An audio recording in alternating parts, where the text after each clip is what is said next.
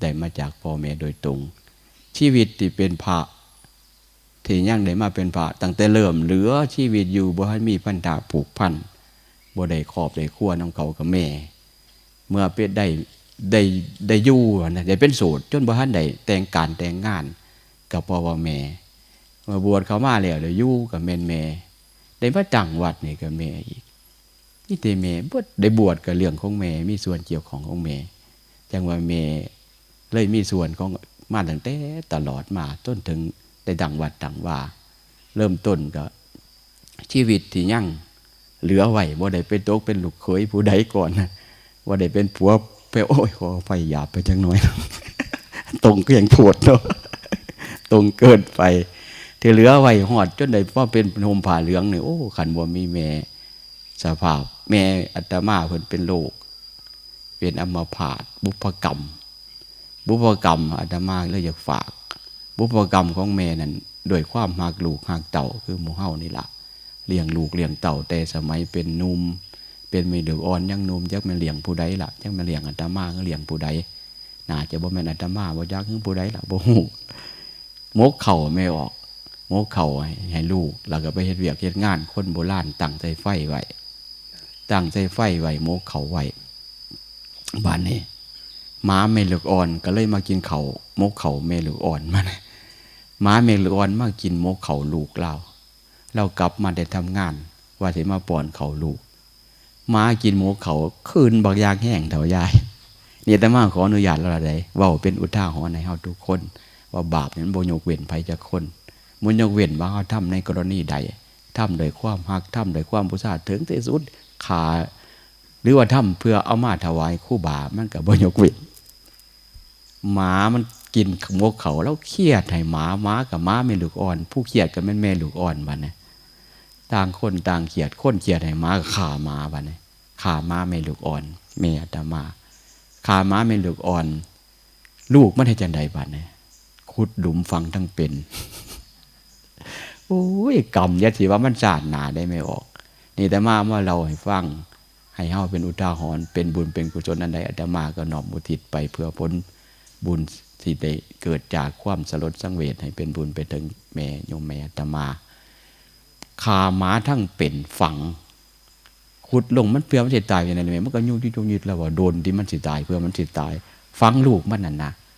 แต่ว่าอาตมาว่าเราใส่กรรมเปิดอยู่เลยเราใส่แต่ศาสตร์นี่ขาหมาทั้งเป็นขาพ่อลูกของเราหากลูกเราก็เลยได้ขาบัดพ่อพ่ายหลังมาเราก็มาป่วยเป็นอัมพาตเส้นสมองโลหิตเส้นสมองหยุบป่วยบ่มีโอกาสเศร้ามันจะสุดลงไปโดยอานิสงส์ที่เราเลี้ยง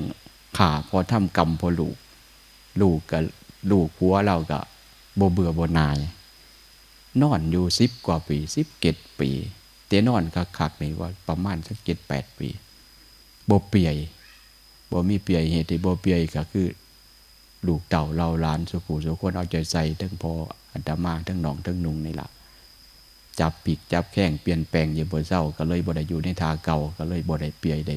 ผู้ได้พังยังนั่นก็คืออานิสงส์เลี้ยงลูกกันละขาม้าพอลูกก็เลยได้แค่จับปีกบ่คุ้มค่าดอกแม่ออกอย่าไปเฮ็ดเถื่อดอกจับปีกมันก็บ่เศร้าปวดก็เลยเป็นทีมาเป็นกองบวชของอาตมาเป็นกองบวชการที่เราได้เป็นอัมพาตเป็นกองบวชเพราะว่าชีวิตเล่าเป็นอัมพาตอาตมาพาไปปัวสมัยนั้นเขาโลกจอตาก้นหายจอตาซาลือป้ายลังเดียกันย่างขามตรงแถวบนโน่นมันตรงเทิงนี่มันเขาสิจอตากูบ่คือว่าไปเอายาอยู่บนน้องทับเส้นหนึ่งหมอยาเขาวันแต่ได้ยินเขาได้ก็ป้ายปีนปัวหายามาปัวแม่เป็นผู้ชายพวกน้องก็เป็นผู้หญิงพวกนี้ก็อยู่น้ำกันเป็นตัวเป็นโสดเป็นคนยังบ่ทันมีพันธะไปเอายาอยู่บนน้องทับนี่แต่กี่ผู้ห้อมมันสั้นเนาะผู้สั้นนะสั้นอีหลีนี่ขี่มอเตอร์ไซค์ถือขวดยผ่านแม่นเอาใบต้องกล้วยแห้งอัดบัดนี้ตำรวจเห็นมันก็บ่ว่าขวดยาแล้วตำรวจก็ว่าเราเด็ดที่บัดนี้แล่นมอเตอร์ไซค์นำขวงอีหยังน่ะเพิ่นว่ายาเอามานี่เบิ่งเพิ่นว่าเบิ่งก็เบิ่งที่เราเปิดดมตำรวจเงียนลบไปอ่านล่ะตำรวจขาดทุนคือหายามาปัวจังได้ก็บ่เศร้าบ่มีดีขึ้นมีแต่สุดลง มีแต่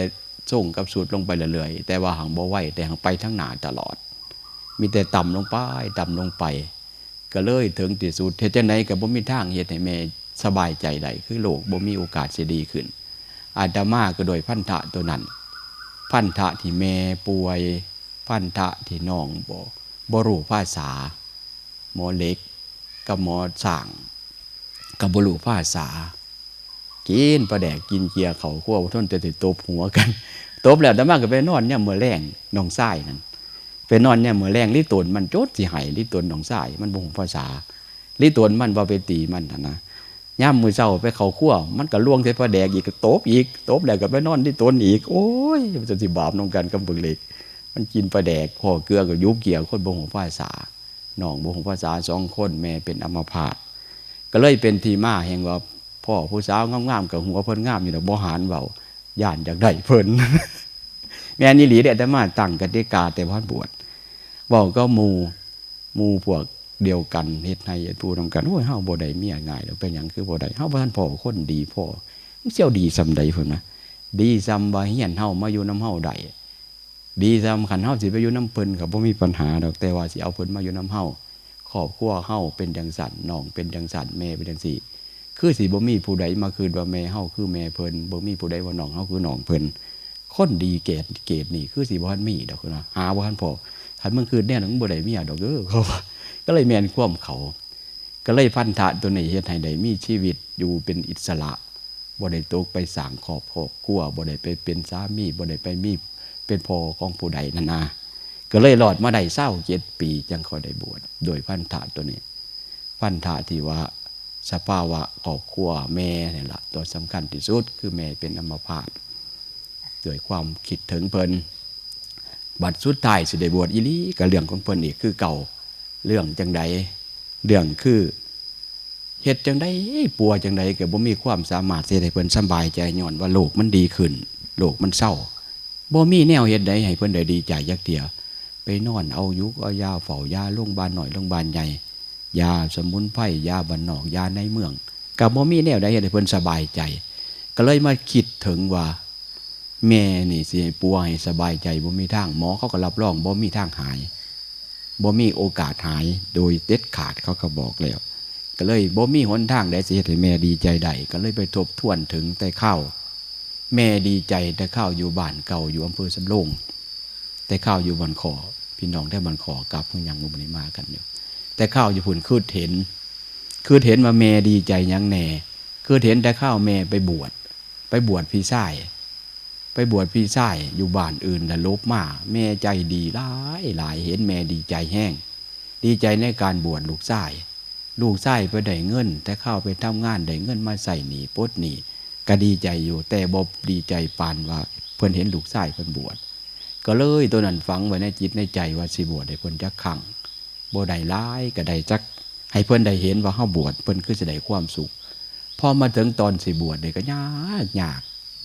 ขั้นบ่เรื่องยากจังว่าไม่ออกพอออกพระสงฆ์องค์เน้นว่าผมยากโอ้ยอาตมาล่ะอยู่ซื่อๆอยู่มันเป็นหยังขั้นไปเปรียบใส่หน้าของอาตมาตอนสิบวชมันไกลกันนะยากผู้โซ่ก็โซ่บ่เศร้าโซ่เข้าไปแห้งกว่าเก่าหนองนุงกันนักคือเก่าแถมบ่นำได้ล้านขึ้นมาอีกผู้หนึ่งล้านกับบุพกรรมเก่าพอก็แม่กับป้ากันนะก็มันตื้มกับไปอีกบัดเนี่ยมันก็ที่จะตื้มยากก็ใส่กันเขาอีกพ่อกับมาพ่อก็อยู่หันบัดเนี่ยก็เลยพ่อกับมิแต่พ่อขำอยู่มันก็ยากกว่าเก่าอีกแต่ว่ามันยากก็เลยมาคิดถึงส่วนนั้นว่ายากปานใดกูต้องทำความรู้สึกทำความสบายใจให้แม่เฮาเบิดปัญญาเฮ็ดให้แม่ดีใจได้แล้วในการปิ่นปัวเยียวยาเพราะว่าปัวจังไดเพิ่นก็บ่ทุเลาบ่ดีขึ้นนะก็เลยคือเห็นทางเดียวแม่สิดีใจได้ก็คือมีแต่เฮาบวชเท่านั้นเองยากปานใดก็ต้องบวชบ่ได้หลายเจ้าของบ่ได้หยังก็ตามในความคิดตอนสิบวชนะตัวเองบ่คิดว่าสิได้บุญได้กุศลแม้แต่นิดเดียวเลยเด้เป็นหยังพอคิดว่าสิบวช7 มื้อบวชให้แม่ดีใจซื่อๆระยะ7 มื้อนี่เฮาบ่สามารถสิได้บุญได้กุศลยังบ่สามารถสิได้อีหยังดอก7 มื้อเฮาก็บ่คนสมัยก่อนก็คิดว่าบวชนั่นบุญกุศลสวดบนสาธยายได้ท่องนั่นท่องนี้ได้จังสิมันบุญบ่ได้ฮู้เรื่องสมาธิเรื่องหยังดอก ด้วยหีดด้วยข้องโตไปเป็นคนปึกๆแน่ความจำบ่ดีทำไมเขาโรงเรียนก็ได้ร้องเพลงแม่แก่ๆเอาคะแนนนั่นนะก็เลยคือเราบ่มีปัญญาใดดอกบุญนี่บ่มีปัญญาใดเจ้าของคิดว่าบวชก็ว่าง่ายๆก็ว่าบ่ฮู้บุญนั่นล่ะคิดว่าบวชให้แม่ดีใจซื่อๆอันนั้นมันก็บุญอยู่ดอกแต่ว่าทางบ่ฮู้ส่วนตัวเองคิดว่าบ่ได้หยังแต่ว่าต้องบวชการสิบวชโดนก็บ่ได้หือลำมั่นไว้กลางไห้เพิ่นบ่ได้จูดเดือนนี่ล่ะเดือนบวชยามนี่มันยามหือไห้บวชมื้ออื่นนี่ล่ะมื้อบวชก็เดินหือลำไม้มันได้กลางไห้เพิ่นบ่ทันได้จูดสมัยนั้นก็ลำมันบ่คือลำมันคือมือโทแขนจิ๋วนี่แต่ว่าหัวบ่ใหญ่หือไว้กลางไห้บ่ทันได้บวชโดนก็บ่ได้แต่บ่บวชก็บ่ได้เพราะว่าอยากให้แม่สบายใจเพราะสุดวิสัยแล้ว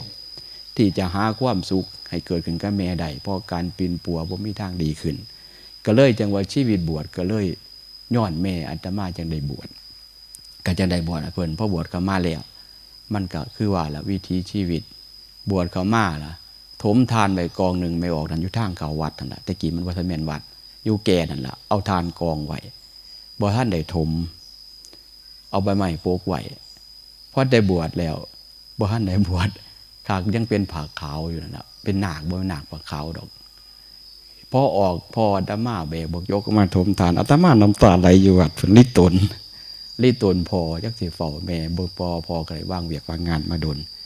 ให้อาตมาให้น้ำตาไหลอยู่วัดแต่ข้าวของพ่อท่านบวชพ่อเขาบ่ได้ถมนั่นพ่อเจ้าของเฮ็ดใบมันแล้วนะก็เลยผูกพันกันนั่นน่ะบวชเข้ามาก็เป็นจังบุญอยู่เป็นจังบุญแต่มือบวชพุ่นอาตมาแต่บ่ฮู้จักบุญเป็นจังบุญแนวใดบุพกรรมเหตุจังว่าอาตมาพยายามพยาธิพยมมาประพฤติปฏิบัติมานั่งมาบำเพ็ญเหตุนี่มันมีสำคัญหลายญาติโยมอาตมาก็ว่าอาตมามีเหตุพอสมควรคิดว่าสิบวช7 มื้อพ่อใหญ่หลวนพ่อใหญ่แหล่พวกบวชน้ำกันเพิ่นบวชมื้อนึงลื่นมื้อนึงไผสิซิกก่อนกันนะ3 องค์นะพวกนาคเฒ่า3 องค์นะบวชเข้ามาวัดมื้อแรกเหตุปัจจัยญาติโยมแม่นเฮาสิว่ากำหนดกฎเกณฑ์จะได้ก็อย่าถ้าเหตุเฮามันมีเฮาได้สั่งสมเหตุไว้อาตมาคิดว่าบวชบ่เกิน7 มื้อแน่นอนแต่พอเขามาวัดมื้อแรกอาตมาก็ฝันมันมีเหตุฝันเห็นอีหยังจักสิว่าเห็นอีหยังเฮาก็บ่ได้ศึกษาศาสนาอีหยังดอกฝันเห็นคันแม่นคู่มือก็ว่าพญามารฝันเห็นไม่ออก3 คนโอ้วันว่าเลี้ยงงามก็งามกว่าคนเฮาหลายเติบอยู่เด้ ที่ว่าฝันนี่เป็นอย่างมันฝันเห็น3 มื้อซ้อนผู้หนึ่งนั่นผิวเหลืองขาวเหลืองผู้หนึ่งขาวธรรมดาผู้หนึ่งนั่นผิวขำงามกับบ่งามซ้ำหนึ่งว่ามางามกว่าหมู่เฮาเพิ่นกูคนเพิ่นละคืออยากสิว่างามแต่มันก็แปลกเราเพิ่นบ่อยากนุ่งใส่สุดดีปานใดนะแล้วบ่อยากนุ่งอยากห่มปานใด3 คนนั่นมาก็บ่เฮ็ดหยังคืออยากบ่อยากนุ่งกระเทินเพิ่นล่ะ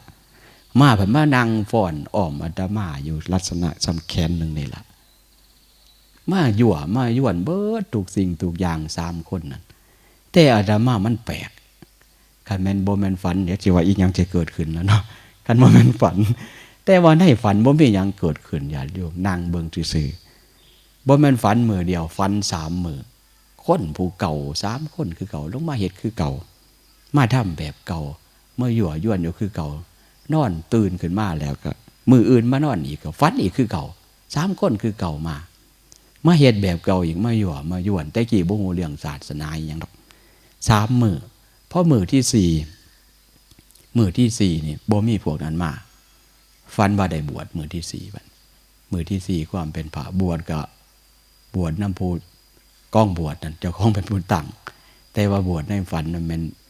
พวกญาติโยมผู้ที่พาไปหาครูบาอาจารย์อันนี้คือเหตุมันอาตมาจังว่ามันมีเหตุจังได้พาญาติโยมเฮ็ดทำสร้างเหตุไว้นั่นนะ3 คนนั่นบัดเฮามาย้อนหลังเบิ่นที่หลังคือสิแม่นกิเลสตัณหาทิฏฐิมานะเฮานี่ล่ะคือจังได๋แต่มันก็เป็นฝันเป็นสิ่งที่แปลกคือเฮาบ่ได้กระตือรือร้นในการที่เขายั่วย้วนกวนใจนั่นนะแต่ว่าขันธรรมดามันบ่คือฝันนั่นล่ะก็เลยเหตุการณ์ก็ยังว่าเป็นจังบุญบันผ่านเข้ามาได้บวชก็ย้อนแม่พอบวชเข้ามาแล้วก็อุปนิสัยเหตุมันก็สิมันเคยสั่งสมมามันจะค่อยฝันนั่นนะก็จังได๋พออดพอทนมาอยู่คู่มือนี่นั่นก็คือ ด้วยความคิดแค่ว่าอยากให้แม่ดีใจเท่านั้นละบ่มีอีหยังดอกบ่แม่นว่าสิบวชเอาบุญเอากุศลเพราะเก็ดมือกูบ่สามารถสิสร้างอีหยังให้ขึ้นกับเจ้าของได้ความจำก็บ่ดีอีหยังก็บ่ดีแต่ว่าก็ด้วยบวชความรู้สึกจังสั่นแต่พอบวชเข้ามามันไกลๆกับไฟกับความมืดจากเป็นคนบ่เคยได้ยินได้ฟังจักเที่ยบ่เคยได้ศึกษาจักเที่ยคือกันกับมันมืดสนิทพอเยี่ยงไฟไปมันก็รู้สึกว่ามันสิแจ้งกว่าเยี่ยงไฟในสภาพความสลุมสลัวมืดแน่บ่มืดแน่จังซั่นก็จังได้มองย้อนกลับไปมาบวชแล้วบวชก็ย้อนแม่ว่าเป็นจังซั่นแต่ก่อนนั่นแม่น้องทั้งสองคนฮู้ว่าเป็นจังซั่นแต่บ่ฮู้ที่มาที่ไปมันเป็นหยังคือเป็นแนวนี้สิเอาชนะให้ได้สิเอาชนะว่ามันเป็นหยังคือเป็นมันคือเป็นจังซี่แต่เอาชนะปานใดมันก็บ่ชนะก็บ่ฮู้ว่ามันเป็นหยังคือเป็นจังซั่นมันเป็นหยังคือเป็นแนวนั้นความซัวความขี้ร้ายในครอบครัวเฮาก็คือบ่ได้เฮ็ดอีหยังหนักหนาสากันคือจังบ่เป็นคนซัวฉาสามานพ่อพาเฮ็ดมาพ่อเลี้ยงมาแม่เลี้ยงมาก็คือบ่ได้พาสร้างกรรมทำซัวเฮ็ดอีหยังเกินบ้านเกินมนุษย์มนาเขาปานใดครอบครัวคือเป็นจังซี่ก็คิดอุกคิดแต่ลิตนคิดแต่ว่าไปไสบ่ได้ต้องเบิ่งต้องแย่งกันคิดอยู่ซั่นนั้นแต่บ่ฮู้ที่มาที่ไปของที่เป็นนั่นพอบวชเข้ามาไปศึกษานำครูบาอาจารย์ก็จังได้ฮู้ที่มาที่ไปโอ้กรรมมันเป็นจังซี่กรรมมันเป็นแนวนี้มันเลยเข้าใจเรื่องกรรมชัดเจนเรื่องกรรมก็เป็นสิ่งที่กระตุ้นเตือนใจเฮ็ดให้อาตมานี่ตัดสินใจกิเลสตัณหาหน่อยใหญ่บ่แม่นมันบ่มีเด้มันบ่คือตอนฝันของมันง่ายเขาฟ้อนให้เบิ่งแล้วอยู่ซื่อๆอยู่ว่าตอนเป็นๆโอ้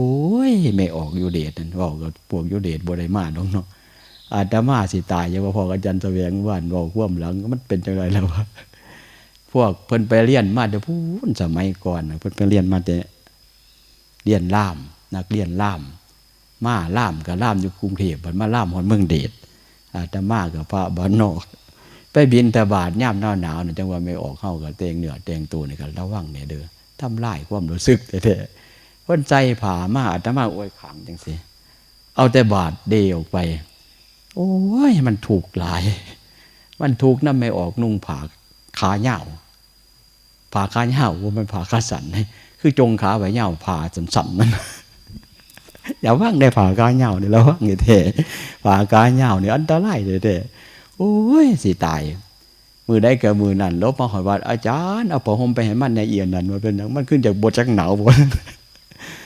ทนสู่กิเลสตัณหาไม่ออกเขาก็บ่ได้คิดว่าหยังนั่นน่ะเขาประเภทนี้เขาเฮามันสิตายตาบ่แนมแต่ใจมันคิดพอมโนมภาพมันนางมาอีกแล้วคือเราอวยหน้านี้เด้มันมาอีกแล้วก็สูตรเก่าอีกแล้วเนาะก็แม่นอีหลีมันก็ใจสูตรเก่าบ่ได้แนมดอกบัดหมู่ไปบอกให้ฟังโอ้ยจิตมันปรุงแต่งสู่กิเลสตัณหาแต่ก็ด้วยคำว่ากรรมที่มันประจักษ์แก่ครอบครัวนี่ล่ะแม่น้องจังว่าเป็นกองบุญเป็นกองบวชเป็นกองธรรมของอาตมาเป็นกองบุญคือเฮ็ดให้ได้บวชกองธรรมคือเฮ็ดให้อาตมาพิจารณาถึงความเป็นจริงถึงสิกิเลสตัณหาบีบคั้นจิตใจแห้งปานใดก็อดก็ทนชีวิตครอบครัวเฮาบ่เคยเฮ็ดซัวกว่าคนธรรมดาก็ถือว่าเป็นคนบ่ถึงกันว่าเลวทรามปานใดแต่มันเป็นจังซี่บ่มีหยังนอกจากผลของกรรมน้องเป็นจังซี่น้องสองคนแม่เป็นแนวนี้คิดชัดเจนลงสู่กรรมเมื่อลงสู่กรรมก็มามองเบิ่งว่าเฮานี่ชีวิตเฮานี่สิทุกข์สิยากกะยาหัวมันเถาะทุกข์ยากกะยามันเถาะในตระกูลของเฮาอ้ายก็เอาเมียแล้วน้องชายผู้ติดกันก็มีครอบครัวแล้วก็เหลือแต่เฮาคันเฮาบ่บวชเฮาบ่เป็นผู้ไปชักไปจูงสิให้เห็นเหตุที่มันเกิดพอตะกี้แต่มามืดตึบบ่ฮู้ว่าเหตุนี้เกิดเพราะอีหยังทุกข์อยู่แต่บ่ฮู้ที่มาของทุกข์บ่ฮู้ที่มาของครอบครัวทุกข์นอนอยู่ให้อยู่หน้าเสียงคนแซ่ๆเขามาเอิ้นกูน้อพันว่านอนบ่เป็นสุขอยู่ไสก็บ่เป็นสุขทุกข์อยู่แต่บ่ฮู้เหตุแห่งทุกข์พอมาบวชแล้วมันเห็นเหตุเฮามาเห็นนี่แต่เฮาซึกออกไปน้องเฮาอ้ายเฮาครอบครัวเฮาตระกูลเฮาไผสิฮู้จักขาสัตว์เล่นไก่ก็อยู่นี่คันเฮาบ่ซอยไผสิซอยด้วยความคิดสนิทนี่คิดถึงบุพกรรมเสื่อผลของกรรมแจ่มแจ้งในจิตใจก็เลยได้อดได้ทนสู้กับกิเลสตัณหาทุกข์ปานใดก็ยอมทนปานใดก็สิสู้นั่นน่ะว่าง่ายซะโส ลำบากคนใดกูก็สิอดละมันอดเพื่ออย่างอดเพื่อหมู่อดเพื่อขอบเพื่อขั้วจังว่าคนลังคนเป็นบ่ฮู้จักตอนพรรษา4พวกเพิ่นเรียนอยู่มหาวิทยาลัยมหิดลพวกเรียนแพทย์เพิ่นมาถามอาจารย์การบวชไม่ใช่เป็นการเห็นแก่ตัวหรืออาจารย์เพิ่นว่าไม่ใช่เป็นการเอาตัวรอดเป็นคนเดียวหรือบ่เบิ่งขอบเบิ่งขั้วโอ้ยมึงอย่าสิมาเว้าท้อกูเนี่ยแห้งกว่าสูพุ่นขึ้นในใจอยู่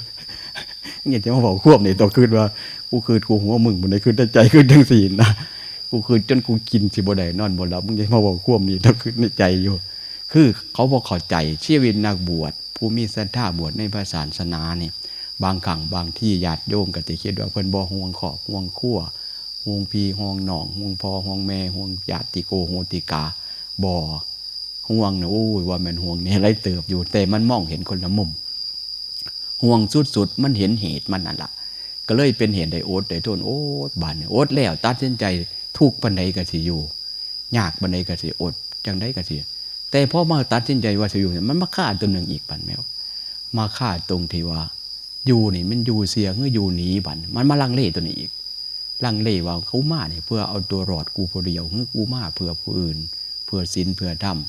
ตัวนี้มากังขาแม่น้องนี่ละอีกปานนี้เฮ็ดจังใดกูมาอยู่กินดีๆกินขนมลงไปให้อยู่วัดไสงามมึงบวชย้อนมึงได้กินแซ่บที่นี่อยู่บ้านบ่ได้กินนี้พ่อนี้แม่นี้น้องนี้นุ่งนี้ขอบนี้ขั้วมาบวชเพราะได้อยู่ดีกินดีเกิดความสงสัยลังเลเอาแบบใหม่ว่ามันกินแซ่บมันอยากบวชเสียบาปเสียกรรมหรือมันอยากสบายบวชเพื่อความสบายหรือบวชเห็นไพ่ตรวจสอบเจ้าของบ่เสียเจ้าของว่ามันบวชว่าอยากบวชบ่อยากซึกนี่เพราะอยู่ดีกินดีหรือว่ามึงเห็นไพ่เห็นโทษของบาปของกรรมกันแท้มันยังลังเลสงสัยตรวจเช็คเจ้าของอยู่ว่ากินแสบอยู่หย่อนกินแสบบ่เอาผ้ามันกินเขาในดอกเบิ่งมันสิอยู่บ่ผ้ากินเขาในดอกอาจจะมากินเขาในดอกอยู่เกือบถึงเดือน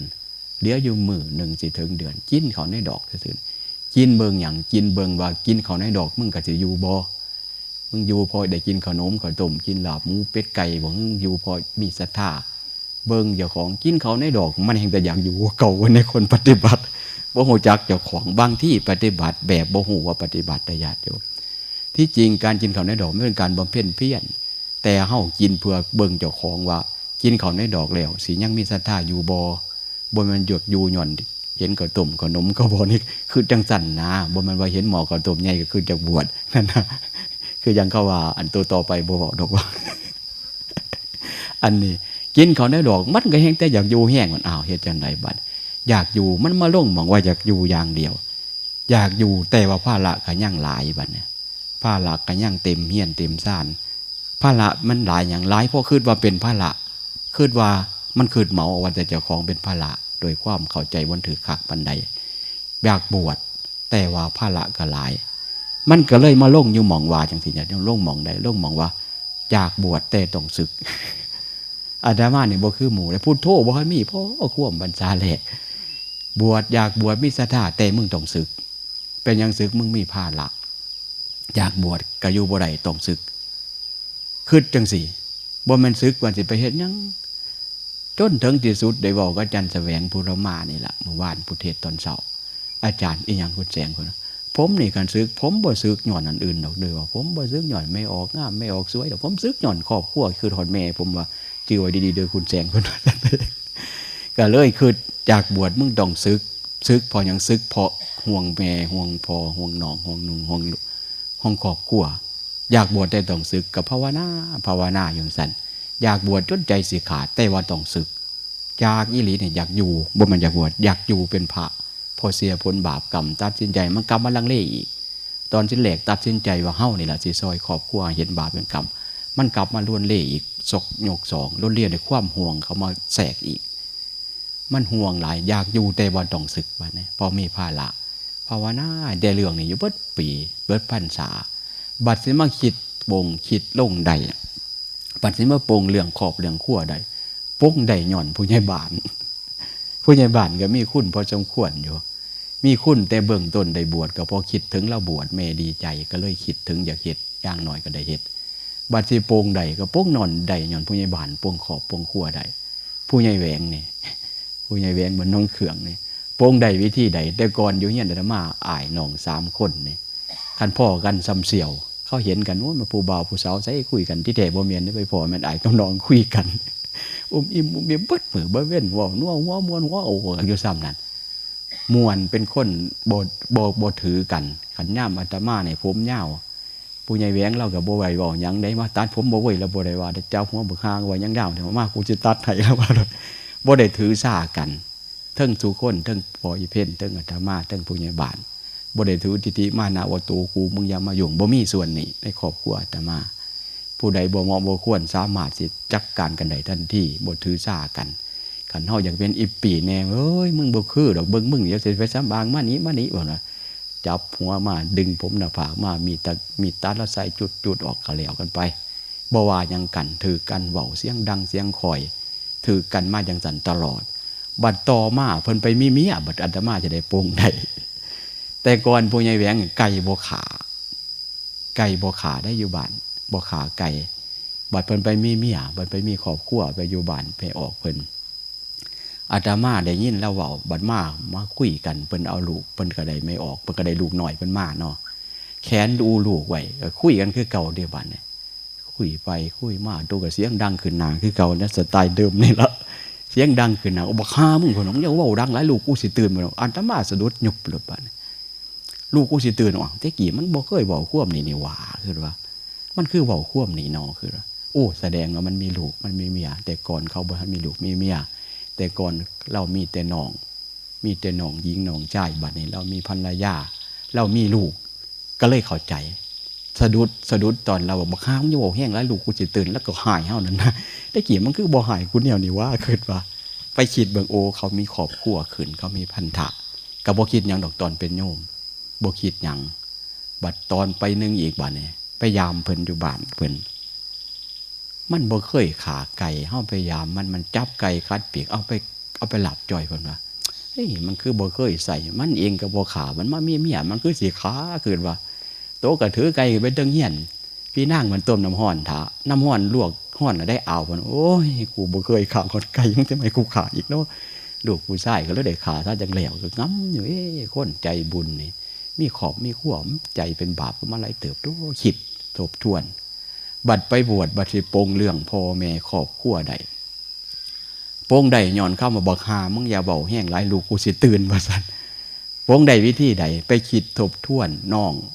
ไปเอาเมียก็บ่ได้ออกบอกปากบอกว่าอีพ่ออีแม่ไปขอเมียให้แน่เพียงแต่เห็นว่ามักเห็นว่าคือจังไดเพิ่นก็เว้าเองเพิ่นก็จัดการเองอ้ายก็คือกันบ่ได้อ้อนวอนขอไปขอเมียให้ข่อยแน่บ่ได้คมได้คูบ่ได้บอกได้ขอเพียงแต่หูว่าลูกเต่าไปมักคิดว่าอยากเป็นขอบเป็นขั้วเห็นว่าเขามักเขาหักกันเล่ากับจักการเองอาตมาก็เลยมาคิดเบิ่งเจ้าของกูนี่ทหารกับพานมาแล้วบวชกับบวชแล้วขั้นซึกออกไปว่าสิไปอยู่น้ำพอน้ำแม่ไปเบิ่งหนองเบิ่งนุ่งก็คือสิหนีวิสัยธรรมศาสตร์บ่ได้เพิ่นก็คือสิเอาไปไหวมองได้มองหนึ่งคือกันกับเปิ้นเฮ็ดกับอ้ายกับน้องมานั่นล่ะกันต้องมีขอบมีขั้วคือกันกับหมู่หันมีขอบมีขั้วแล้วก็มาคิดถึงคำว่าบอกฆ่ามึงอย่าเว้าแห้งหลายลูกกูสิตื่นว่าซั่นถึงหักแม่หักน้องหักนุ่งก็หักเต็มที่อยู่คือเก่าแต่การแสดงออกก็คือสิบ่ได้คือความคือเท่าที่คือได้จังซี่มันละปงตัวนั้นลงญาติโยมปงผ้าละปงที่ว่าเฮาห่วงนั่นล่ะเฮาห่วงขันเฮาห่วงเฮาออกไปอยู่น้ำเพิ่นก็ต้องเอาขอบเอาขั้วไม้เฮาเอาภาระไม้เอาลูกไม้เฮาเอาเมียไม้เฮาเมื่อมีลูกมีเมียแล้วชีวิตเฮาพันธะเฮาก็ถูกแบ่งออกไปมีพ่อตามีแม่ย่ายมีเมียมีลูกบ้านในน้องก็ว่าน้องอยู่คือเก่าอ้ายก็อ้ายคือเก่าแม่ก็แม่คือเก่าพ่อก็พ่อคือเก่าแต่ว่าเฮาสิแสดงออกบ่ได้คือเก่าก็สิซ้ำอ้ายซ้ำชายเฮานี่ล่ะเพราะคือได้จังซี่มันก็มองเห็นความจริงเป็นจังซี่ ความจริงเป็นเนี่ยถ้าเหลืองอย่างนี้ก็ได้อีกอย่างเดียววะโอ้ยหาธรรมะยังจะเป็นได้วะ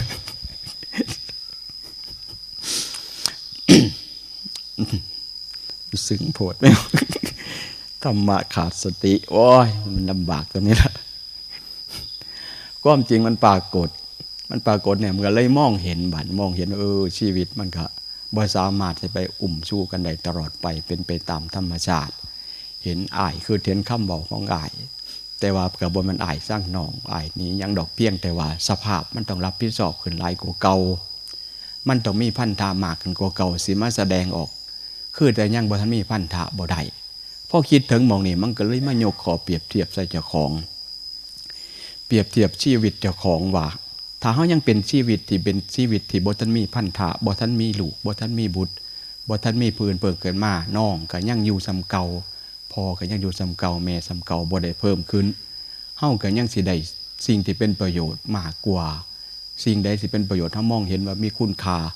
เฮาก็ยังสิได้บ่ทันได้ถึกอีหยังแย่งออกไปความรักที่เฮามีอยู่ต่อครอบครัว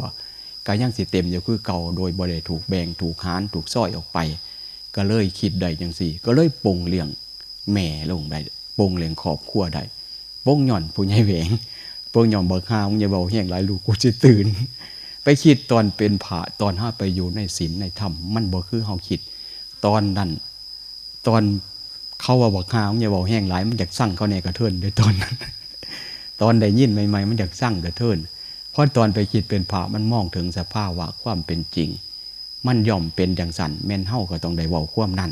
คันเฮามีลูกไผก็ต้องเว้าความนั้นบ่ว่าผู้ใดต้องได้เว้าจังสันต้องได้เฮ็ดจังสันต้องได้ทำแนวนั้นเพราะว่าพันธะครอบครัวมันก็เลยแยกแยะออกได้แยกแยะออกว่าถ้าเฮาอยู่เป็นชีวิตที่อิสระเฮาจะซอยครอบครัวได้หลายกว่าก็จังค่อยได้อยู่จังค่อยได้ปลงเลี้ยงแม่ลงได้ปลงเลี้ยงพ่อลงได้ปลงครอบครัวลงได้เมาไว้จังซั่นบัดสิมาสบายใจได้ไปก็คือปลงได้จังซั่นแล้วบัดเรื่องของเจ้าของจังได้โผล่ขึ้นมาว่างครอบว่างครัวกิเลสในตัวมันจังพุทธโผล่ขึ้นมาโอ้ยอาจารย์แสวงบ่คือเก่าแล้วเด้อบัดพอแต่ปลงครอบครัวได้กิเลสตัณหาหน่อยใหญ่มันเอารถดำแท่นเหลือมาใส่เลยป่านนี้โอ้ยตายกูตายมันคือขี่โก้ขี่เกี่ยมก็หอกกะแตมันแลนน้ำกลนกันเป็นกิเลสเท่าบดป่านนี้โอ้ยพอแต่ปลงตัวหนึ่งมันจังยกตัวหนึ่งขึ้นมาก็ยังฆ่าอีกอย่างหนึ่งที่ไปใช้กับไปบ่ได้ยังเมาว่าตัวเองยังห่วงถึงบวชกับพญามายามมาอยู่ประจำคือจังสันมาหาพ่อมาหาแม่เช่นหนึ่งมาถามก็เลยเบาอย่างเบิ่งใจแม่ที่จริงแม่บวชใหม่ๆแม่ก็ยังอยากให้ศึกอยู่ได้บวชบ่เหล่าบ่เลียนก็ศึกคนตัวคนว่าตัวไปถามเพิ่นเบิ่งปัญษาช่วงเล็กๆคันบ่เหล่าบ่เลียนก็ศึกคนตัวคนว่าอยากย้ายมองนะเพิ่นก็ศึกตัวกันยังมีศรัทธาก็เลยเพิ่นก็ยังคิดจังสันอยู่บ่ทันเข้าใจพ่อเจ้าของอยู่บ่ได้ 3-4 ปีเลยมาถามเบิ่งโอ้ยเป็นจังสันสิไปทางใดก็จักยังห่วงอยู่ว่าซั่นห่วงแม่ห่วงพ่ออยู่ไปไสก็บ่ได้อยากไปทุดงไปนำเพิ่นบ่ได้แม่ก็เลยว่าโอ้ยไปไสก็ไปแต่ว่าแต่มันอยู่ได้ว่าซั่นตายเขาบอกเข้าก็จังมาเขาบ่บอกก็บ่ต้องมาขอแต่มันอยู่ได้ว่าซั่นโอ้ดีใจว่าแม่อนุโมทนานำแม่ดีใจนำการบวชดีใจก็ยังไปบ่ได้ยังห่วงบัดสิไปได้อีหลีไปได้หยังพ่ออยู่เพิ่นมันบัดสิไปทุดงได้บัดสิปลงครอบครัวได้นี่อาตมาการบวชอาตมาเกี่ยวข้องกับครอบครัวทุกขั้นตอนแม้กระทั่งจนมาถึงบัดนี่ทุกขั้นตอนแต่เริ่มบวชจนมาถึงตั้งวัดขั้นตอนปลงได้บวชก็คือแม่มีศรัทธาขึ้นกับครอบครัวมาสิสุดปลงเลี้ยงครอบครัวใดก็ย้อนผู้ใหญ่แหวงปลงสิไปทุดงใดย้อนพ่ออีเพ่นน้องชายผู้ติดกันปลงได้แต่กี่เมาว่าแต่เจ้าของเก่งผู้เดียวรู้จักความจริงก็สิปลงสิไปทุดงไปอยู่สกลใดพาเพิ่นไปปีอีเกตเกิดนั้นพาเพิ่นไปงานหลวงปู่เทศว่าจะไปส่งรถขึ้นไปวันมันรถแล่นหอนน้องค่ายไปหอดแล้วรถน้องค่ายบ่มีบ่ทันรถเลยกลับมานอนนํกันมานอนอยู่วัดตังกาจิตนอนวัดตังกาจิตเพิ่นว่าเพิ่นไปปักไตไปได้จักมื้อแล้วโอ้ยว่าไปได้10 มื้อว่าคือสัวตายตัวเพิ่นว่าจังซี่คือขี้ลายแต่ไป10 กว่ามื้อบ่พอเดือนคือขี้ลายตายแต่ไปบ่เข้าโอ้ยไปบ่ได้หมอว่าไปเป็นหยังบ่ได้นอนเป็นห่วงคันแม่นอีพ่อเป็นแห้งอีแม่เป็นแห้งไผน้อสิว่าไปกลางค่ำกลางคืนกินบ่ได้นอนบ่หลับว่าซั่นห่วยกูว่ามันกูห่วงผู้เดียวบ่แม่นตัวนี่กูก็เป็นบ้ามาตั้งโดนคือว่าก็เลยมาโปงได้น้องเทิงผู้หญิง4ผู้ชาย1อ้ายอีกผู้หนึ่งอาตมาบ่ยอมปงบ่ยอมปงว่าแต่เจ้าของเก่งกว่าหมู่ฮักผู้เดียวนะว่าแต่เจ้าของฮักแม่ฮักพ่อผู้เดียวเมาจนบ่กล้าเอาเมียก็สิสงสัยน่ะคือมันคือเอาเมียว่าคือตนาก็คือว่าแม่นเขาสิบ่ได้มาช่วยหยังเลยคือในใจนั่นนะมันคือซื่อๆก็ว่าอยู่ดอกโดยความบ่ฮู้ก็คือว่าแต่เจ้าของผู้เดียวนั่นแบกว่าแต่เจ้าของเก่งนั่นล่ะว่าง่ายซะ ถามโง่แท้ไปบ่อยๆโอ้ยมันบ่แม่นจังซั่นว่ามันนอนบ่หลับเลยเป็นหยังคือนอนบ่หลับคือเห็นอีพ่อกับอีแม่ว่าซั่นเป็นกลางค่ำกลางคืนไผน้อสิพาไปหาแพทย์หาหมอมันบ่อยู่บ่ได้เลยว่าซั่นอาตมาได้ยินคำนี้ยังบ่ได้เว้ามาฟังดอกโอ้ส่วงวาบว่าโอ้กูคิดผิดมาตั้งดนตัวได้คิดว่าแม่กูผู้เดียวพ่อกูผู้เดียวบ่แม่นแม่เขาคือกันก็คือว่าคือได้จังซั่นก็คือว่าโอ้น้องเฮาก็ยังอยู่เทั้งน้องหญิงน้องชายเทั้งอ้ายเฮาไปแน่เพื่อความประพฤติพรหมจรรย์เพื่อความมั่นคงคือกันกับแม่เว้าก็สิบ่เป็นหยังติคือได้จังซี่ก็ยังได้ไปโตข้างอยู่เมืองสกล3 ปีย้อนปงไปทั้งอื่นใดได้กี่ก็วนเที่ยวมาเที่ยวยามซ้ำนั่นมาปงใดย้อนได้ยินคำของน้องชายเว้าว่าไปปักไตบ่ได้ไปบ่ได้ไปแล้วคิดหายคิดถึงเฮียนถึงซ่านก็เลยโอ้แสดงว่าเฮาก็มีน้องมีนุงมีอ้ายอยู่เฮาไปก็คือสิบ่เป็นหยังที่ถึงเข้าจุกราฮาแลนด์เพิ่นก็สิเพิ่นก็คือบ่เป็นคือว่าเฮาคือได้จังซี่ก็เลยสามารถเอาตัวออกไปแสวงหาวิเวกประพฤติปฏิบัติในแดนไกลได้มาปงได้ย้อนพ่ออยู่เพิ่นปงพระลาเฮียนได้ย้อนผู้ใหญ่บ้านมาปงได้ย้อนนี่ปงได้ไปทุดงค์บัดสิมาได้ตั้งวัดนี่ก็แม่อีกคือเก่าญาติโยมจังอาตมาขอเว้าเลี้ยงครอบครัวส่วนตัวสู่ฟังในฐานะมืออื่นนี่เป็นมือครบรอบวันบวชของอาตมาครบรอบก็เลยขอเราเลี้ยงเก่าสู่กันฟังเพื่อเป็นผู้เฒ่าว่าเรื่องเก่าบัดสิได้มาตั้งวัดตั้งว่าก็คือเก่าอีกในใจอาตมาบวชไปแล้วมีศรัทธาบ่เคยคิดว่าสิมาอยู่แนวนี้ไปภาวนานำก่อนหินก่อนใหญ่หนาผาไม้ปราสาทยังนักบวชยังกูมันต้องตายหมองจังสี่มันต้องอยู่แนวนี้มันต้องสมศักดิ์ศรีกรรมฐานบ่เคยคิดว่าสิมาอยู่ทงหน้าบ่มีกองใหม่พ่อตูดบ่เคยคิดว่าสิกลับมาตั้งวัดอยู่บ้านแม้แต่เปอร์เซ็นต์เดียวบ่เคยคิดด้วยใจมักแม่นด้วยใจศรัทธาตั้งมั่นในพระสัทธรรมตั้งมั่นในบาปกรรมตั้งมั่นในการประพฤติปฏิบัติบ่คิดว่าสิกลับมาหาพี่หาน้องบ่คิดมุ่งต่อตอนนั้นมันกำลังเขียวเขียนกำลังปฏิบัติกำลังกรรมฐานขึ้นว่าง่ายซะแต่ว่าด้วยแม่นี่เองแม่ป่วยหนักน้องนุ่งโทรไปพศปี42ได้กลับมาก็บ่มีประสงค์ว่าสิตั้งวัดก็จังว่าดินบ่มีสิหมอสิต้มน้ำร้อนแม่เล่าให้อาตมาบวชแม่เล่าให้อาตมาตั้งวัดอยู่หม่องนี้อาตมากล่าวเว้าได้เต็มปากเต็มคำเลยได้บวชกับพ่อแม่โซ่ไหวใครแม่บ่โซ่อาตมาแน่นอนได้เมียก่อนบวชแท้บ่แม่นโอ้ยขี้ลายปันสิได้บ่อาจารย์อย่าประมาทได้ อย่าประมาทขี้ลายปันโอ้ยอย่าประมาทเขาถามเอาหลายคนตัวมันธรรมดาเด้นี่ว่าแม่นอย่าบ่อาจารย์เอ้ยของมันอยู่ที่ปากเพิ่นเอาบ่อยู่หม้องอื่นกายแม่นอีหลีนั่นล่ะคันบ่มีครอบครัวน่ะคันบ่มีแม่อาตมาอาจจะเป็นผู้ใดก่อนหมู่บ่จักนั่นก็คือเพิ่นให้ได้บวชบัดสิได้ตั้งวัดลบมาเฝ้าเพิ่นบัดนี้เศร้าก็บ่เศร้าตายก็บ่ตายว่าง่ายสิซะคันเศร้าเฮาก็สิได้ไปทางอื่นคันตายเฮาก็สิได้ไปทางอื่นเล่นบักเล่าเศร้าก็บ่เศร้าตายก็บ่ตายห้วยมันสิไปไสแล้วมันไม่ออกบัดนี้เศร้าก็บ่เศร้าตายก็บ่ตายหนีก็บ่ได้ดิบัดนี้อยู่ไปก็ได้อยู่ที่แรกก็อยู่ไปจนเขาได้มาให้ดินให้ด้วยให้ดินอาตมาบ่ทันคิดว่าสิอยู่เด้เขาเอาเงินมาทำบุญญาติโยมมาทำผ้าป่าอาตมาก็ยังเคยว่าเอาไปนี่ละเดี๋ยวกูก็ไปคือว่ามือได้แม่กูตายมือได้แม่กูเศร้ากูไปยังคืนอยู่ได้มันคืนหอดผู้มันคืนหอดแต่ว่าแม่อาตมาเล่าบ่ให้ไปแต่ว่ามันเล่าปากเลยด้วยบุพกรรมยังบ่โหละเล่าบ่ให้ไปเพราะเล่าบ่ยอมเศร้าและเล่าก็บ่ยอมตายบ่ง่ายที่ซะบ่ยอมเศร้าบ่ยอมตายเป็นจังได๋ยังบ่ยอมเศร้าบ่ยอมตายจนพอตายก่อนแล้วก็ยังบ่ทันเศร้าอยู่ผู้เราเป็นอัมพาตแล้วก็ว่ายังบ่ยอมเศร้าบ่ยอมตายอาตมาก็อยู่ไปเงินบาดมันสิได้เจ้าเลยอาตมามาหูจักคักว่าเราให้อาตมาอยู่นี่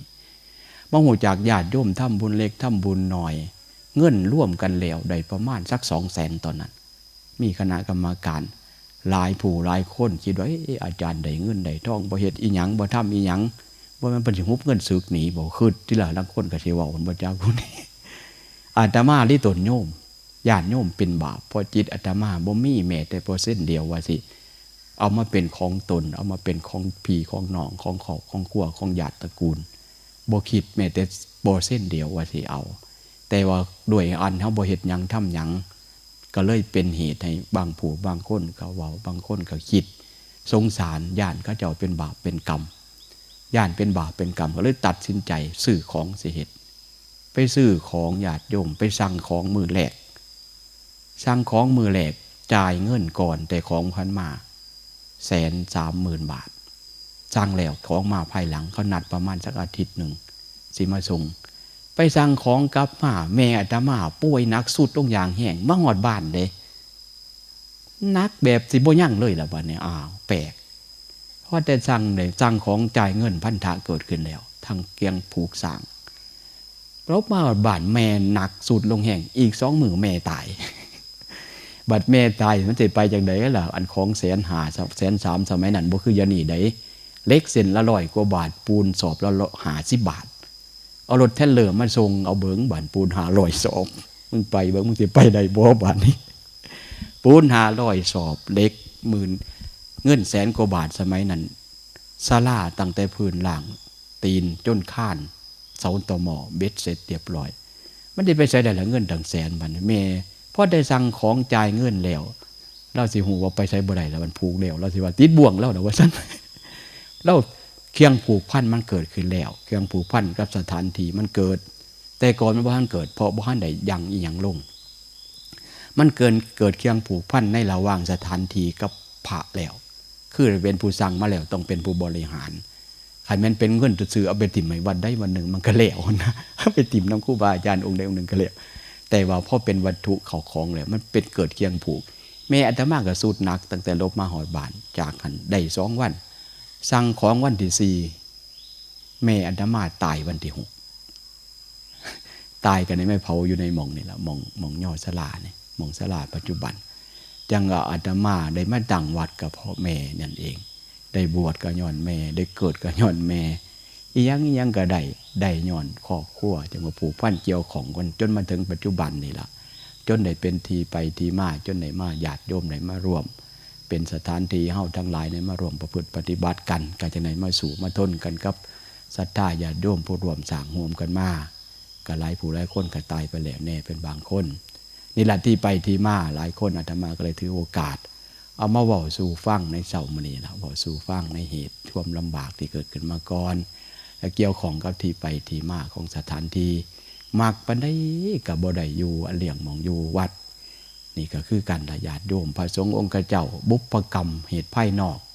ร่างกายสังขารที่อยู่ที่เศร้านี่ก็เป็นกรรมเก่าเคยทำมาแม่นสิปรารถนาไปอยู่หม่องใดถ้ามองหันบ่แม่นของเฮามองนั่นก็บ่แม่นมองอยู่หลายคนอาจจะสงสัยเป็นหยังอาจารย์แสงคือมาตั้งวัดข้างกันกับวัดบ้านอันนี้อาตมาก็บ่มีความประสงค์แม้แต่น้อยเดียวแต่ว่าบุพกรรมญาติโยมบุพกรรมสถานที่มองนี่อาตมามักบอกบ่มักคืออยู่ใดอาตมาบ่ได้อยู่น้ำหม่องมักอยู่น้ำหม่องมันถูกต้องเท่านั้นเองนี่แหละคือเหตุมันบ่สามารถจะหลีกเลี่ยงได้ที่อยู่พักผ้าอาศัยบ่สามารถจะหลีกเลี่ยงได้บุพกรรมเก่าเหตุที่สร้างมานอกจากจิตใจเท่านั้นเขาจะยกขึ้นเหนือกรรมตัวนี้ได้แต่ว่าเรื่องสถานที่มองเศร้าก็ต้องเป็นไปตามเส้นขีดไว้นั่นแหละบ่เคยคิดว่าสิกลับมาอยู่แต่ก็ได้ต้องมาอยู่บ่เคยว่าสิมาอยู่จังสี่ก็ต้องได้อยู่แนวนี้มองมากมองอยู่กับป่าดงพงไผ่ภูเขาเล่ากาก้อนหินหนาผานะมากที่สุดในชีวิตมากที่สุดในการบวชแต่เป็นโยมผลบ่มันมักแต่เป็นพระมาเฮ็ดให้อยู่อำเภอหนองคุณนี่แหละแถวบันจันทร์สว่างนี่มาจนเจ็บดอกไม้บาย่ำสิเมียยันบ่ได้มาอีกมักป่ามักดงมักผู้เดียวเห็นผู้ย่ำสิเมียเก็บดอกไม้บูชาแม่เจ้าขอให้ผู้ขาได้มาอีกเด้อผมนะก็สิบูชายันเจ้าพอเอาพออีเพ่นมายันเจ้าของบ่ได้มามันมี2 คนนะมันมี2 คนมันมีคู่แข่งกันพออีเพ่นมาอาตมาก็ต้องอยู่กันอาตมามากับพออีเพ่นต้องอยู่เลี้ยงงัวเลี้ยงควายอยู่บ้านอาตมาสิกลับนี่ต้องเก็บดอกไม้บูชาเป็นอย่างมันมักป่ามักผู้มักผาเห็นแล้วมันสบายใจมีความสุขเก็บดอกไม้บูชาแม่เจ้าขอให้ผู้ขาได้มาอีกบาน่ะน้องไงซะได้บาได้บนนั่นคือความหมักแต่ว่าปัดมาอยู่ต่างวัดต่างว่าแล้วมาอยู่ทงหน้าไม่ออกพวกสางมานำกันที่หัวเจ้ากระดอกหญ้าเพียงแอวนี่ปลูกกกไส้ใส่กันแท้น้ำหงน้ำขังกระสู่ทนพัฒนากันมาจนมาถึงปัจจุบันอย่างญาติโยมที่มาเห็นนี่ละกระสู่กันมานั่นก็คือตีไปที่มาทั้งเรื่องของอาตมาและเรื่องของวัดของว่าก็ถือโอกาสเราสู่ฟังนั่นแหละเพื่อเป็นตัวสำคัญด้วยบาปกรรมอาตมาเอาเรื่องของแม่มาเว้าสู่ฟัง ก็เพื่อเป็นอุทาหรณ์บ่เป็นมาสับมาเติมได้เพื่อเป็นอุทาหรณ์อาตมาขออนุญาตจากเราแต่ยังมีชีวิตอยู่ขอเอาเรื่องนี้ไปเว้าสู่หมู่ฟังเพื่อเป็นอุทาหรณ์ในคนผู้ยังอยู่คิดว่ามันบ่เป็นอย่างใดคิดเล่าก็พร้อมแล้วก็เต็มใจสิให้อาตมาเอาไปเว้าเพื่อเป็นประโยชน์แก่ผู้ที่บ่ท่านเห็นมันบ่ท่านคิดว่ามันเป็นโทษแต่ว่าเล่าก็ดีหม่องใดดีเราได้รับในปัจจุบันนี้ดีในรับบุญอาตมาก็เลยคำพ่อคำแม่ซ้ำนี้มากกว่านี้ก็บ่ได้ความหวังของอาตมาบวชก็มาแล้วสมัยอยู่สกลมีความหวังว่าหากแม่ตายแล้วจะเอาพ่อไปอยู่นำแต่บุพกรรมอาตมาเกื้อกูลพ่อแม่ได้ซ้ำนั้นพ่อผู้แข็งแรงตายก่อนแม่ผู้เป็นอัมพาตอาตมาก็เลยเบิดโอกาสบ่มีโอกาสได้เอาพ่อเอาแม่ไปอยู่ได้ถือศีลประพฤติปฏิบัติแม่อาตมาพ่ออาตมาบ่มีโอกาสญาติโยม อีกแล้วบ่มีโอกาสได้ถือศีล8คือญาติโยมบ่มีโอกาสได้ถือศีล8แม้แต่ครั้งเดียว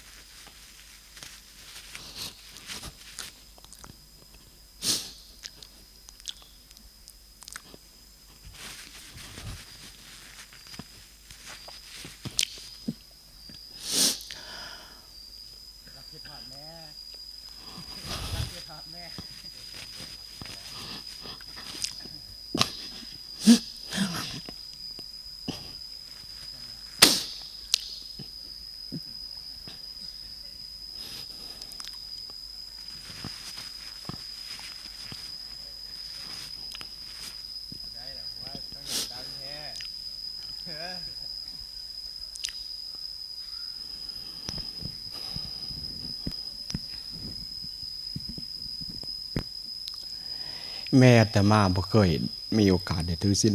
8จักเที่ยถึงพอจังว่าอาตมาอนุโมทนานำศรัทธาญาติโยมอาตมามันคืองูได้บัดนี้ มันเป็นอารมณ์ชนิดหนึ่งญาติโยมก็บ่แม่นว่าคือทอดอีหยังเลยมันเป็นอารมณ์เกิดขึ้นชั่วขณะบ่แม่นว่าอาตมาคือทอดบ่อยากให้เราตายนี่แต่ว่ามันเป็นอารมณ์ที่มากระตุกซื่อๆดอกรู้บ่ทันมันสติเฮามันยังอ่อนเฮาบ่เป็นพระอรหันต์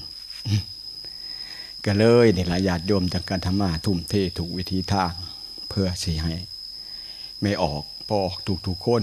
ญาติธรรมทุกคนนี่ล่ะฝากพยายามทุกอย่าง น้องนุ่งญาติพี่น้องหรือว่าญาติธรรมทั้งหลายอาตมากับอาศัยพวกนี้ล่ะส่วนแม่ผู้ให้อาตมาบวช ให้อาตมาเกิดให้อาตมา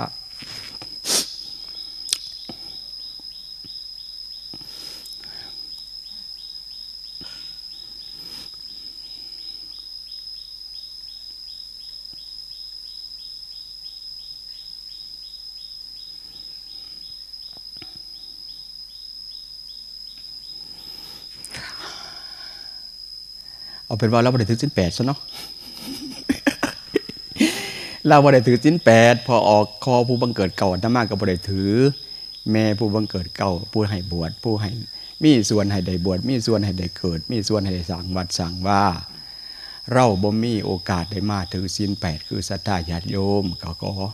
ฝากนำศรัทธาญาติโยมนี่ละน้องนุ่งลูกหลานทุกคนให้เห็นความสำคัญให้เห็นเพื่อนแล้วแน่บอกง่ายซะ เอาสิซะเนาะเอามาลงมองนี่แล้วมันบ่ไหวมันไปบ่ได้แล้ว อันไปบ่ได้อาตมาฮู้บ่เชื่ออาตมาที่จริงก็ฝืนลีคิดพยายามสิอยากให้พ่อแม่เขามาถึงแต่มันก็โดยบุพกรรมแล้วซ้ำนั้น อาตมาก็เคยฝันแต่สมัยอยู่สกลนครแต่อาตมาก็บ่แทบจะบ่เชื่อว่ากูต้องเฮ็ดให้มันได้คือว่าฝันเห็นดวงตะวันขึ้นบนเทิงอากาศทางด้านแสงตะวันออกแล้วมีผู้โผล่ขึ้นอยู่ในกลางใจดวงตะวันมือคือมือพระพุทธเจ้านั่นนะอาตมาก็มองอยู่หันได้ว่าแม่ก็พออาตมานั่งพนมมือไว้ข้างใส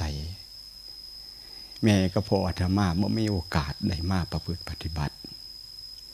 ได้มานั่งได้มาภาวนาได้มีโอกาสรู้เห็นได้ยินเข้าใจในพระสัทธรรมคำสอนนี่อย่างพ่อแม่อาตมาได้แค่เป็นผู้มีศรัทธาปนมมือไว้ข้างใสด้วยความเถือกใสศรัทธาจิตของเพิ่นมีศรัทธาในพระศาสนาหลายแต่ว่าโอกาสของเพิ่นบ่ได้มาประพฤติปฏิบัติบ่ได้มาบำเพ็ญแม่อาตมามาตั้งวัดก็บ่อยู่ในฐานะเพิ่นจะมาบำเพ็ญได้พ่อผู้แข็งแรงกระดวนตายไปก่อนแม่ก็เลยเพิ่นก็เลยได้แค่เป็นผู้มีศรัทธาปนมมือแต่ว่าบ่ได้อวยหน้าไปทางดวงตะวันขึ้นบ่ได้อวยหน้าไปแต่ปนมมือนั่งอยู่ข้างอาตมา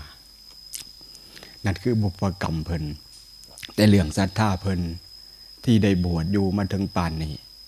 ตอนอาตมาไปใหม่ๆอยู่วัดไสงามหลายคนพวกอยู่บ้านเฮาบอกเตือนว่ามันยากหลายไปบอกมอมศึกษาไม่ป่าผู้ลุงจะอยู่กันจังไดมันลำบากผู้เสียไทยเฮ็ดหน้าบ่มีแม่ก็ป่วยน้องก็บ่ฮู้เรื่องสาน้องสาวผู้อยู่นำก็ลูกกำพร้าลูกพ่อแม่แยกทางกันน้อยๆยากหลายเขาไปบอกให้ไปเอิ้นอาตมาศึกบอกออกมาพ่ออาตมาแม่อาตมาบอกจังไดฮู้จักบ่ญาติโยมยากแทบตาจะกระเด็นออกแต่เพิ่นบอกว่าจังไดเพิ่นว่าไปบอกจังไดเพิ่นบวชแล้วบ่แม่นลูกเฮาเพิ่นว่าเพิ่นเป็นลูกพระพุทธเจ้าว่าซั่นคำเดียวเพิ่นบ่เอ่ยถึงว่าศึกไปซอยเพิ่นบ่เคยเว้าเรื่องยากบ่เคยเว้าเรื่องภาระเป็นปัญหาสู่อาตมาฟังจักคำยากปานใดเพิ่นก็บ่เคยเว้าด้วยความเชื่อความศรัทธาของเพิ่นเชื่อว่าบวชแล้วเป็นลูกพุทธเจ้าบ่แม่นลูกเพิ่นปันไปบอกไปเว้าเพิ่นย่านมันเป็นบาปเป็นกรรมเป็นลูกพุทธเจ้าอาตมาก็จังทนได้คันแม่นเพิ่นบอกตรงๆโอ้ยไปซอยเด้อหม่อมอยู่บ่ได้แล้วลำบากอาตมาก็บ่มั่นใจว่าเจ้าของจะต้านทานคำบอกชนิดนั้นของเพิ่นได้บ่แต่ด้วยศรัทธาของเพิ่นยากปานใดเพิ่นก็บ่เคยแสดงอาการยากแสดงอาการที่ว่าอยากให้ลูกซึกบอกเป็นเนื้อเป็นตัวให้หูอาตมาก็ยังหลอดมาได้นี่โดยศรัทธาของเพิ่นก็จังได้มีมื้อนี้ของง่ายซะนี่ล่ะศรัทธาของเพิ่นก็เป็นโดยความศรัทธาที่เต็มเปี่ยมแต่ว่าด้วยบุญเพิ่นบารมีเพิ่นบ่สามารถได้มาประพฤติปฏิบัติมาถือศีลประพฤติธรรมคืออย่างญาติโยมจังซั่นอาตมาเห็นไม่ออกบอกมาประพฤติปฏิบัติก็ดีใจสาธุนำบุญของแม่อาตมาของพ่ออาตมาบุญของอาตมาก็เกื้อกูลเพิ่นได้สำนั้นจังซั่นมื้อนี้หลายสิ่งหลายอย่างศรัทธาญาติโยมมาประพฤติปฏิบัติถึงคำกล่าวของอาตมาบุญกุศลอันใดอาตมาก็ขอให้แม่พ่ออาตมามีส่วนร่วม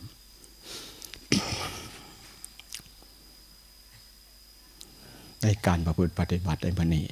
จังซั่นอาตมาก็กล่าวเรื่องเล่าหลายๆอย่างสู่กันฟังก็เห็นว่าสมควรเนาะจากนี้ก็ตั้งเขาเริ่มสู่พิธีคำกล่าวคำถวายเฮาจังซั่นความสะดวกสบายที่ได้ยกเรื่องนี้ขึ้นมาเว้าเบื้องต้นก็คือเรื่องของน้ำเรื่องน้ำนี่แหละก็เลยคิดถึงพ่อใหญ่สมศรีนี่เพิ่นมีส่วนช่วยในเรื่องของความเย็นญาติโยมน้ำบ่มีเพิ่นก็ได้มาเจาะเพิ่นมีบุญเรื่องได้ทำบุญเรื่องเย็นทำบุญเรื่องน้ำศาลาปูนั่นอิฐนั่นหินอ่อนนั่นปูเพิ่นถวายมาเสียแต่ค่ารถก็ไปซื้อเติมแน่แต่ค่าสร้างกับพ่อใหญ่สมศรีเพิ่นได้เป็นผู้ซอยก็เลยเพิ่นซอยในทางเย็นกระเบื้องอ่อนมันเย็นที่สุดเพิ่นก็เลยเต่าหุ่มพี่น้องหมู่พวกกันหลายคนก็ญาติธรรมญาติโยมวัดโยมวาวนี่ล่ะได้มีน้ำเย็นญาติโยมได้ดื่มได้กินถึงที่สุดก็คือได้มีน้ำสางครับมื้อนี้เพิ่นก็สิได้มาถวายก็เลยได้ยกเรื่องนี้ขึ้นมาบอกมันก็เลยลามไปจนให้เจ้าอาวาสได้ให้เนาะ ไปบอกพื้นเจ้าอาวาสเนาะโอ้เจ้าอาวาสไห้ว่าสิว่าดิไห้ก็บ่มันไห้เกียรติเด้อสิบอกไห้เด้อก็เอิ้นว่าไห้ซึ่งได้นี่ว่ามันไห้เกียรติมันบ่ตกนรกได้ไห้แนวนี้เด้อไห้แนวนี้บ่ตกนรกคันไห้เกียรติไห้อันอื่นมันตกนรกไห้อาตมาบ่แม่นว่าคืนหอนโอ้ยเราบ่น่าตายบ่มันจังสั่นดอกมันเป็นอารมณ์ผู้หนึ่งคนคือกันกับอาตมาพ่อใหญ่บุญถนอมพ่อตาของร้านน้ำยืนวัสดุเล่ากระเถาอย่างนี้แล้ว70-80 ปีแล้วว่ากันคือหอนแม่เราอึกโดนแล้วว่าจะคือกันกับอาตมาแล้วคือมันตึงหล่นแล้วว่าอาตมาคันบอกว่ามั่วเนี่ยตึงหล่นหามุงลงบ่ได้มื้อนี้บ่ได้ลงจากธรรมะมันเลยลงเองมันจังซั่นอาตมาสิทุกกล่าวว่าเนาะมื้อนี้บ่ถือว่าบ่ศีลบ่ธรรมเลยเป็นหยังจังบอกกันเนืองนึงคือพญายมศรีสิมากล่าวถวายพระโมพวกญาติโยมที่ทำรวมกันสร้างน้ำแทงน้ำนั่นแหละ2ก็คือมื้ออื่นเป็นมื้อครบรอบวันบวชอาตมาตี 4 20 นาทีอันแนวอื่นก็มีกว่านั้นดอกบ่บอกดอกครับฮู้เอากันเอาอีกบอกไปหลายเดี๋ยวสิว่าโฆษณาก็เลยมาให้ไม่ออกฟังให้ไม่ออกเบิ่งเนาะเอาซั่นซะเทศให้ฟังก็เทศมาโดนนั่นล่ะมื้อนี้มาให้ซะบัดนี้หายเบิ่งเป็นอย่างไรเป็นแต่เบิ่งบ่พาหายไม่ออกผู้หนึ่งหายผู้หนึ่งเหล่าหัวโวยโอ้ยจักสิว่าจังไดดอกอันนี้ก็มีผู้หนึ่งมาหายหังบ่คืออาตมาหายเพิ่นนั่นปอนมาหายน้ำเมียโอ้ยเสียยี่ห้ออาตมาหายน้ำพ่อน้ำแม่ยังว่าคือแน่เว้ยมีหมอหนึ่งมาหายแม่บ้านหนีป่าลูกน้อยๆมาหาบ่เห็นมา2 ปีละไปกะยาเด้อพ่อไห้อึกแม่บ้านนี้บ้าลูกมันหัวอีกเครื่องก็ไม่ออกนี่ล่ะอย่างนี้อาตมาจะลดสังเวชสะอื่นเพิ่นแล้วก็แอกคือกันแห่งกันอะไรก็เด็กหน่อยนี่แหละคือผู้ใหญ่ก็เด็กหน่อยไม่ออกอย่าสิว่าหมอนั่นพ่อไห้ต่อหน้าอาตมาลูกมันก็หัวแอกมันบ่ฮู้เดียงสาลูกน้อยๆแม่บ้านแลนนำผู้บ่าวแล้วก็มาไห้สู่อาตมาฟังมาเว้าแล้วก็เสียใจหลายลูกก็ให้ลูกบ่ให้พ่อให้ลูกหัวอาตมาว่าเลี้ยงครอบครัวน้ำตาออกไม่ออกก็หัวแอกนี่มันคือกันคักปะนี่เอาบ่ว่ากันบ่เป็นหยังดอกอาตมาบ่ให้ทุกข์ให้เศร้าให้โศกดอกเด้อมันเป็นอารมณ์ชั่ววูบไปดอกสลดจังเวทปุถุชนเป็นจังสี่ล่ะทุกคนแม่นสิดีปานใดพระนางวิสาขาเป็นพระอริยเจ้าเป็นพระอริยเจ้าโสดาบันล้านตายให้คือกันพระนางวิสาขาก็เดินไห้คือกันไห้สลดบ่แม่นไห้คือเอิ้นว่าสลดสังเวชสะอื่นซื่อๆนั่นนะสันน้อยอันที่สุดของการกล่าวเนี่ยอาตมาก็ขออวยใจให้เฮาทุกคนเด้อตั้งใจประพฤติปฏิบัติเด้อเฮามีโอกาสเด้อแม่อาตมาพ่ออาตมาลูกชายบวชแท้ๆยังบ่มีโอกาสเฮาเป็นผู้มีบุญมีวาสนาตั้งจิตตั้งใจอย่าท้ออย่าแท้เด้อได้พากันบำเพ็ญเพียรประพฤติปฏิบัตินั่นนะโอกาสจะได้มีคือพวกเฮาบ่แม่นน้อยเฮาเป็นผู้มีโชคจังซั่นล่ะได้บำเพ็ญกันอย่าเป็นคนประมาทที่สุดของการกล่าวอาตมาก็ขออำนวยอวยชัยให้ศรัทธาญาติโยมทุกๆคนจงเป็นผู้มีความสุขความเจริญโดยการตั้งมั่นอยู่ในพระธรรมคำสอนของพระสัมมาสัมพุทธเจ้าเจริญโดยการงานหน้าที่อยู่เย็นเป็นสุขหักแพ่งปองดองสามัคคีเอื้อเฟื้อเผื่อแผ่เมตตาสงสารทรงขอซึ่งกันและกันหากแม้นนึกคิดสิ่งใดที่ชอบประกอบไปทำก็ขอความนึกความคิดนั้นจงสำเร็จผลทุกประการโดยเทินบุญกุศลอันใดที่อาตมาได้กล่าวกระทำบำเพ็ญมาในมื้อนี้ก็ขอน้อมบุญนี้จงให้พ่อใหญ่สาหุ้งคำแม่ใหญ่เกี่ยวหุ้งคำจงมีส่วนร่วมในการยกเลี้ยงมาเด้อถึงกันได้ให้จงอนุโมทนาอาบุญนำกันด้วยสาธุเอาเริ่มพิธีพันเตรียมตัวเอากราบ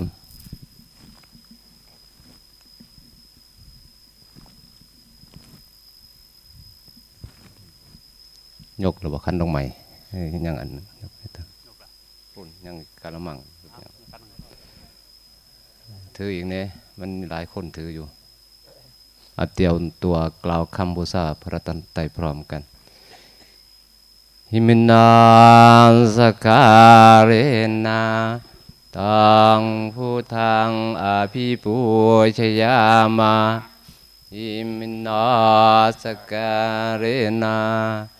ตังธัมมังอภิปูชยาอิมินาสการเรนะตังสังฆังอภิปูชยามะระวังไว้หน้าพระประธานกันเดี๋ยว